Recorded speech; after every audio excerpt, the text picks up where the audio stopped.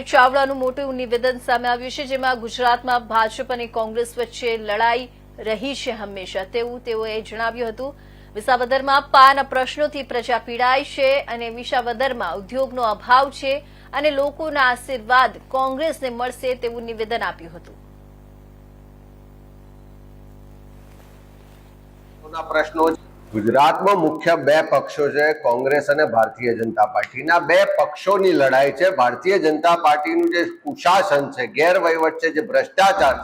એની સામે સમગ્ર ગુજરાતમાં લોકોની જે નારાજગી, આક્રોશ છે, અને ખાસ કરીને વિસાવદર મત વિસ્તારની વાત કરીએ તો અહીંયા ખૂબ મોટા પ્રમાણમાં બેરોજગારી છે, ખેડૂતોના પ્રશ્નો છે, કોઈ ઉદ્યોગો નહીં હોવાને કારણે કોઈ રોજગારની તકો નથી, ઇકો સેન્સિટિવ ઝોનના પ્રશ્નો છે, ખેડૂતોને ઉત્પાદનના પૂરતા બજાર ભાવ નથી મળતા, ખાતર, બિયારણ, અનેક પ્રશ્નોથી પ્રજા જ્યારે ત્રસ્ત હોય તો સરકારની નિષ્ફળતાઓ, ભ્રષ્ટાચાર સામેની આ લડાઈ છે અને ગુજરાતમાં કોંગ્રેસ પક્ષ જ મુખ્ય વિપક્ષ તરીકે સરકારની તમામ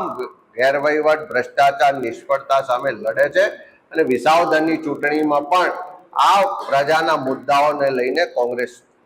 मैदाનમાં ઉતરશે ને લોકોની વચ્ચે જઈને આશીર્વાદ મળશે। ખાસ કરીને કોંગ્રેસને હર્ષદભાઈ જે ગદ્દારી કરી એટલે ગદ્દાર કહે છે,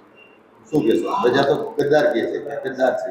જે રીતે કેજરીવાલે અહીંયા આવીને ગઈકાલે વાણી વિલાસ કર્યો,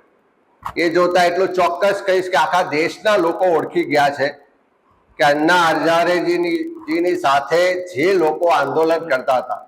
પ્રમાણિકતાની વાતો કરતા હતા કે અમે ક્યારેય રાજકારણમાં નહીં જોડાઈએ, અમે તો સિસ્ટમ સુધારવા આવ્યા છે, ભ્રષ્ટાચાર નાબૂદ કરવા આવ્યા છે, એ લોકો કેવી રીતે રાજકારણમાં જોડાયા,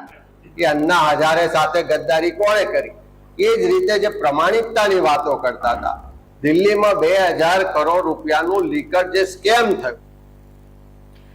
ગાંધીધામના અંતરજાળ